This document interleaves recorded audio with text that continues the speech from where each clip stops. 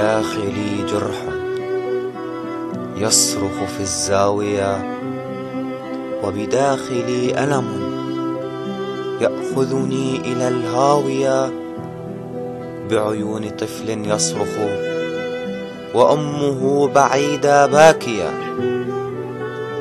تموت الطفولة والبراءة بكل ثانية، والعالم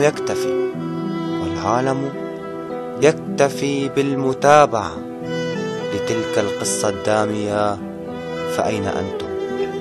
أين أنتم؟ قد مات رجال البادية، حكمتم شعوبنا ودنستم فكرنا الراقية، وأغرقتم حضارة فكرنا بأفكاركم البالية. فاعلموا أنتم زائلون، وشعوبنا باقية. فاسمعوا ابنة فلسطين ما هي قائلة. أنا الجرح تبناني من نعومة أظافري وأسناني، أعيش بحياد عن عالم الأحزان، تهزني صرخات الشهداء ومعاتبة الأموات في كل مكان. كيف أشرح لكم أننا لذات القضية ننتسب، وأن فلسطين صلبت في دمي وشرياني؟ لست مذنبة أني ولدت بأرض مغتصبة، ولا هوية معي سوى عروبتي وإيماني. أتوجع وأصرخ على شعبي وشعوب أوطاني. لم نمت كما متم، ولكن موت الروح أشد وجعا، حين يعصف بوجداني رائحة الموت تمثل حول البحر، والسور من حولي ينزف، وصرت أتنفس الدم وأكاد أصاب بالغثيان. إلى متى سيصمتون العرب؟ ومتى سيغضبون؟ وإلى متى سنظل نعاني؟ وها هي وها هنا، ومن حزنها قد ولدت، وعلى عروبتها ترعرعت، وفي ثنايا قدسها وبين كنائسها نشأت. فهي رمز عروبتي، وعلى جبيني قد كتبت: أحبك فلسطين العروبة، فبك روحي سكبت.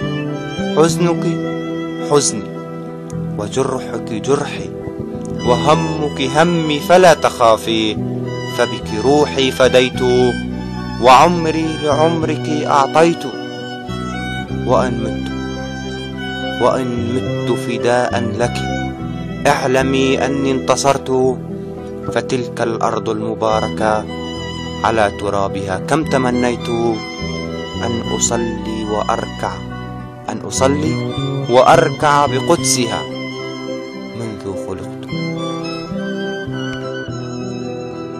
وأنا منذ خلقت أحلم بالحرية، وأحلم أن أنسى القهر وينساني. أخبرتني جدتي أن القدس ستكون يوما عاصمتنا مهما شهدنا من الظلم والطغيان. وحكت لي حكاية ثورة فحفظتها على مر الأيام والزمان. علمتني عشق الوطن، وصار الوطن في دمي كحالة إدماني. عزفت للقدس من صغري، وأهديتها صوتي وألحاني، وصليت بقبة الصخرة، وتلوت بعد آيات القرآن. أذكر النواب حين قال: القدس عروس عروبتنا، وهذه العروس حكمت علي بالهذيان. وعلمني درويش: سجل أنا عربي، وعشقت الغزل للقباني. وأعرف اليوم أن أجمل نساء الكون عربية فلسطينية، من أم سورية وأب لبناني. ماذا أقول وكثر الوجع في قلبي، والجرح يعصر في كياني. حكام العرب في سبات، والغرب ألغوا دستور الحقوق وألغوا قيم الإنسان. فلسطينية سلبت حقي في وطني، ومغتصب أرضي قائدي وعنواني. وفي كل مرة أنا في الوسط أراقب لم شمل لم يكتمل، والانتظار أتعبني وأعياني. لا تحزني، لا تحزني، فستزهر الأزهار في بساتينها.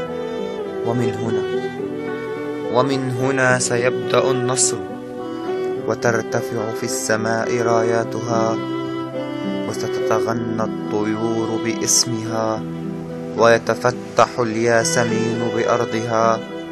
القدس قدسنا، القدس قدسنا، والشام شامنا، واسأل التاريخ عن أمجادها.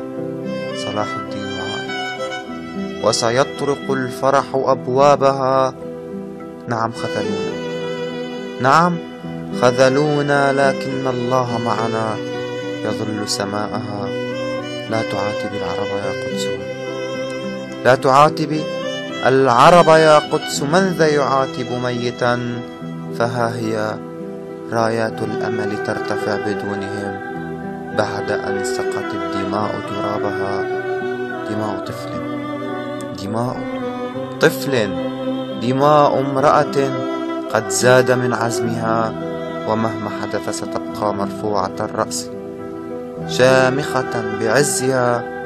فوعد الله حق، والله وعد بانتصارها. يا شام لا تبكي، يا شام لا تبكي، يا قدس لا تحزني، فأرضنا أرض الطيب. واسألي من مر بها، ومن شرب من مائها. أنا سوري الهوية، وفلسطين الهوى، وسأبقى أتغنى بذكرها. وسنمسح الدموع التي سالت على خدها، وسيبقى التاريخ يتغنى بنا وباسمه. ولا تحزن، فسوريا ستزهر بالياسمين والريحان.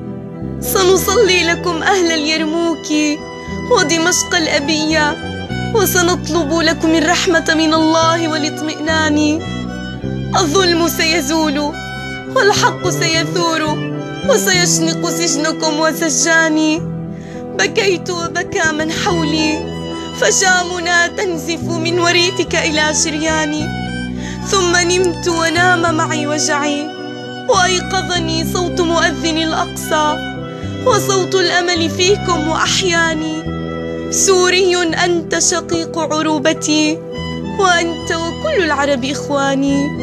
سوري أنت شقيق عروبتي، وأنت وكل العرب إخواني.